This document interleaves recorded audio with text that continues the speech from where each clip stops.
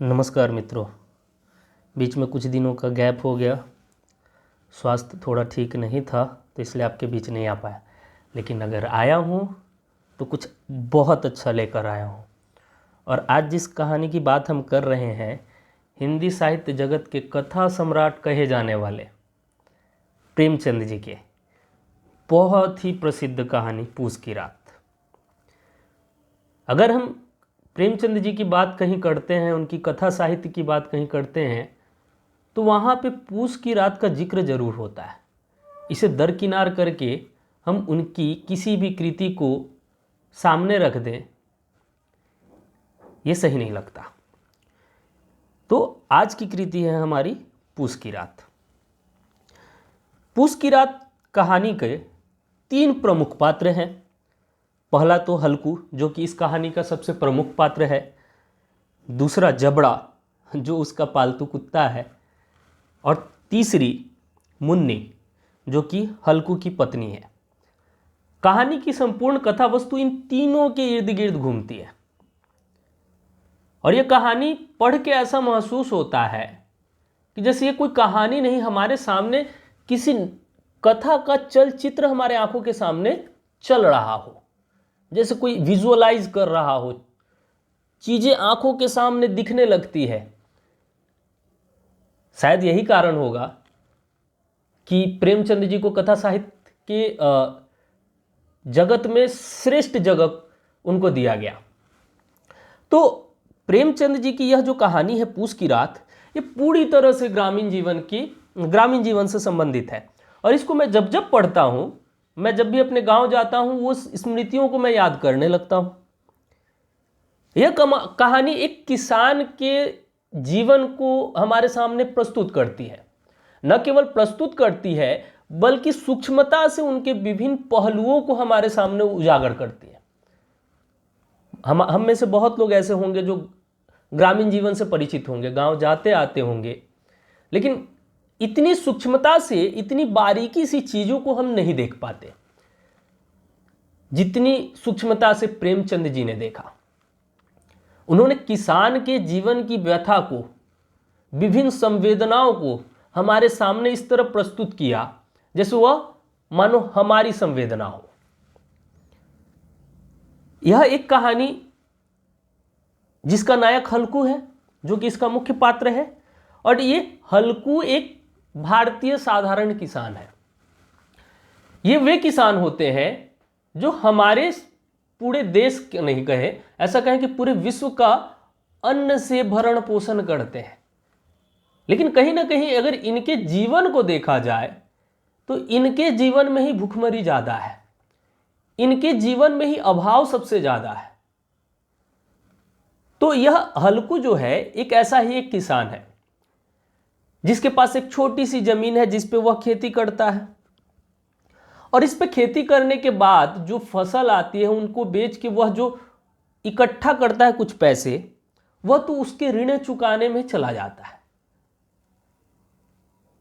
यानी इसके जीवन में ऋण इतना है कि वो जितना भी खेती करता है उससे जो भी वह पाता है वह सब ऋण चुकाने में ही समाप्त हो जाता है। उसके जीवन को देखिए कितना दर्द भरा है। यह किसान, हमारे भारत देश तो कृषि प्रधान देश है ना, यहां सबसे अधिक मात्रा में अगर जो लोग हैं वो कृषि क्षेत्र से जुड़े हैं, फिर इनका जीवन ऐसा क्यों?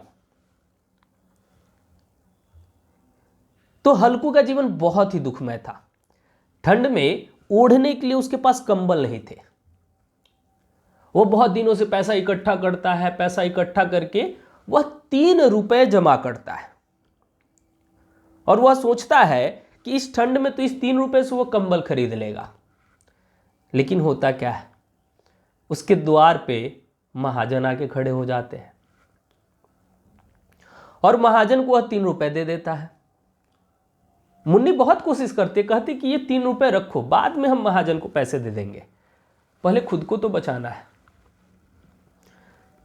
लेकिन हल्कू कहता नहीं, पहले ऋण चुकाते हैं, चादर ओढ़ के हम इस बार के भी ठंड को झेल लेंगे। एक दिन हल्कू क्या करता है, अपनी खेत की रखवाली करने जाता है। अक्सर हम देखे हैं ग्रामीण जीवन में जिन लोगों के खेत है ना, तो खेत में जो जंगली जानवर होते हैं ना, वो खेत को बहुत ज़्यादा नुकसान पहुंचाते हैं। और इस नुकसान से खेतों को बचाने के लिए किसान क्या करते हैं, रात भर जाके खेत में अपना गुजारा, मतलब अपना पूरा रात का समय खेत की रखवाली में। सोचिए किसान का जीवन कितना कष्टमय है। वो सुबह तो मतलब सूर्य के उठने से पहले अपने खेत में काम में लग जाता है, थक हार के शाम में कुछ समय के लिए वापस घर को आता है, थोड़ा बहुत कुछ भोजन करता है और वापस फिर खेत की रखवाली करने जाता है। हल्कू के साथ भी तो यही हो रहा है। हल्कू रात के समय क्या करता है, खेत की रखवाली करने जाता है।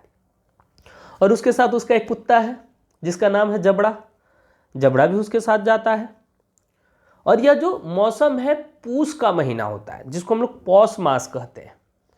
ये पूस का महीना, इसमें ठंड कड़ाके की पड़ती है, बहुत ज़्यादा ठंड, ठंडी ठंडी हवाएं चलती रहती हैं। और हल्कू के पास ओढ़ने के लिए केवल चादर होती है, चादर के सिवा और कुछ नहीं। वही वो चादर लेके खेतों में चला जाता है। खेतों में जाने के बाद, अब खेत में तो आज के समय तो कुछ मनोरंजन के साधन थे नहीं, समय बिताने के लिए वो क्या करता है, थोड़ा बहुत अपने कुत्ते के साथ खेलने लगता है, मन बहलाने लगता है। लेकिन मन बहलाने से तो ठंड कम नहीं हो जाएगी ना। हल्कू को बहुत ज़्यादा ठंड लगती है। हल्कू क्या करता है, अपने आसपास के बगीचे से, आम के बगीचे से कुछ पत्तों को इकट्ठा करता है। पत्तों को इकट्ठा करके उसको जलाता है, अलाव जलाता है, उससे सेकता है अपने आप को। लेकिन एक समय के बाद क्या होता है, ये पत्ते की आग भी बुझ जाती है, थोड़ी बहुत गर्माहट अंदर रहती है। आग बुझ जाने पे भी ये क्या करता है, हल्कू को जो थोड़ा बहुत उसके आंच से अपने आप को सेकता, थोड़ी देर के लिए गर्मी रहती है उसके गाँव में। और इसी बीच वो थोड़ा सुस्ता जाता है। सुस्ताने के बाद अचानक देखता है कि खेत में नीलगाय घुसा है। उनको इसका आभास कैसे होता है? इसका आभास सबसे पहले होता है जबड़ा को। कुत्ते बहुत संवेदनशील होते हैं ना, उनकी श्रवण शक्ति बहुत तेज होती है। तो आहट से जबड़ा को महसूस होता है कि खेतों में जैसे कोई घुस गया हो। तो जबड़ा क्या करता है, बहुत तेज तेज भौंकने लगता है। और जबड़ा जब भौंकता है तो हल्कू को भी महसूस होने लगता है कि खेत में कोई घुस आया है। और यह और कोई नहीं, क्या है, नीलगाय है। यह एक प्रकार का जानवर होता है। यह जानवर एक झुंड में आता है और खेत को बर्बाद करके चर के चला जाता है। तो वह एक बार तो उठता भी है कि नीलगायों को भगाएगा। हल्कू उठ के 2-4 कदम जाता है और एक तेज हवा का ठंडा सा झोंका उसके शरीर से टकराती है। उसे और ज़्यादा ठंड लगने लगती है। फिर आके अलावे के पास बैठ जाता है। वह उस ठंड को नहीं सह पाता। अंत में क्या करता है, वो वहीं पे चादर ओढ़ के सो जाता है। उसे नींद आती है और वो सो जाता है। जो व्यक्ति दिन भर कठिन परिश्रम करता हो, इस कड़ाके की ठंड में भी वो कुछ कर सकता है क्या? अकर्मण्य हो जाता है वो। और उसके बाद वो क्या करता है, ठंड से भी तो वो परेशान होता है, तो आग के पास ही चादर ओढ़ के सो जाता है। सुबह जब उसकी नींद खुलती है तो देखता है धूप चारों तरफ फैल गई है। और उसकी पत्नी जो मुन्नी है उससे पूछती है कि आज सोते ही रहोगे क्या? ये पूछने का कारण यह है कि सुबह में जब मुन्नी देखती है कि पूरा का पूरा खेत नीलगाय नष्ट कर दिया है, चर के खेत को, बहुत तैयार फसल थी जिसकी रखवाली करने हल्कू गया था, और वो पूरी फसल नीलगाय खराब कर देती है। नीलगाय द्वारा खेत चढ़ जाने की बात जब हल्कू सुनता है तब वो क्या करता है, मुन्नी के सामने बहाना बनाने लगता है कि तुम्हें तो खेत की पड़ी है, तुम्हें क्या पता कि रात को क्या हुआ। मेरे पेट में इतना तेज दर्द हो रहा था कि जैसे मैं मर ही जाता, और तुमको खेत की पड़ी है, तुम्हें मेरी जान की नहीं पड़ी है। और दोनों खेत की डांड पे खड़े होके खेत को देखते रहते हैं। मुन्नी को तो चिंता हो जाती है कि अब क्या होगा, ऐसे ही उस पर ऋण बहुत ज़्यादा है, उसके बाद से खेत भी खराब हो गया, नष्ट हो गया, तो इसके बाद बाकी ऋण को वो कैसे चुकाएंगे। उसी वक्त अंत में हल्कू कहता है कि अब मजदूरी करनी होगी। मजदूरी करके मालगुजारी, जिस मालगुजारी का अर्थ है कि खेती करके जो बकाया दिया जाता है, मालगुजारी भरनी पड़ेगी। यानी एक ऐसे परिवेश की रचना कर रहे हैं प्रेमचंद जी जिसके केंद्र में कृषक समाज का दुख, दर्द और जीवन है। एक किसान अपने जीवन में किन किन समस्याओं का सामना करता है। कड़ी मेहनत करने के बावजूद, सारे दिन खेत में मेहनत करने के बावजूद भी वो अपना भरण पोषण सही से नहीं कर पाता। यह वही कृषि प्रधान देश है जिसकी नींव या जिसका आधार मान ले खेती है, लेकिन खेती करने वाले लोग जो किसान हैं उनका ही जीवन यहां सबसे बदतर है। वो अपने लिए एक चादर तक नहीं खरीद पाते। खैर, ये कहानी तो बहुत पहले की है, लेकिन वर्तमान समय में भी किसानों की हालत कुछ खास बदली हुई नहीं है। आज किसान मजबूर है आत्महत्या करने के लिए। क्यों? क्योंकि वो जो ऋण लेते हैं वो चुका नहीं पाते। इतनी कड़ी मेहनत करने के बाद भी वो उस ऋण को नहीं चुका पाते। और पूरी कहानी में आपने देखा है कि किसानी छोड़ के अब वो क्या करता है? मजदूरी करता है। क्यों? किसानी से उसका भरण पोषण नहीं हो सकता, इसलिए उसने सिद्धांत लिया ना कि वो अब मजदूरी करेगा।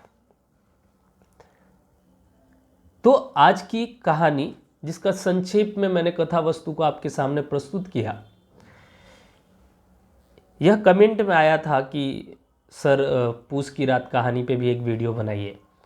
तो मैंने उन्हीं के लिए या उनके कहने पे मान लीजिए, और बाकी आप सभी के लिए मैंने ये वीडियो बनाई। आपको वीडियो कैसा लगा ज़रूर बताएं, और आपको भी किसी कहानी पे अगर वीडियो चाहिए तो कमेंट करके हमें ज़रूर बताएं। और एक और विशेष बात जो कि मैं आपसे कहना चाह रहा था कि बहुत जल्द मैं हिंदी साहित्यकारों की जीवनी पर, उनके व्यक्तित्व और कृतित्व पर वीडियो बनाने वाला हूं। तो आपको किस रचनाकार पे वीडियो चाहिए, इसके बारे में भी हमें ज़रूर बताएं। तो धन्यवाद, फिर मिलेंगे बहुत जल्द ही।